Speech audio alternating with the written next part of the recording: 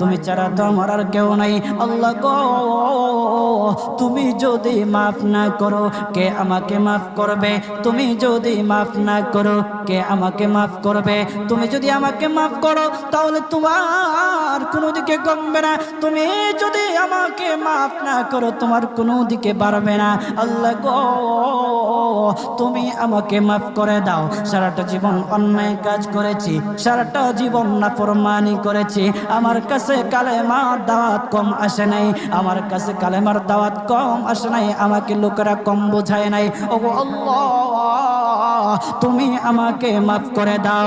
মাফ না করলে কোথায় যাব, কার কাছে যাব? বাবা যখন মারে তখন মার কাছে আশ্রয় নেওয়া যায়, মা যখন প্রহার করে তখন বাবার কাছে আশ্রয় নেওয়া যায়, বাবা মা যখন প্রহার করে তখন দুনিয়ার কারো না কারো কাছে আশ্রয় নেওয়া যায়।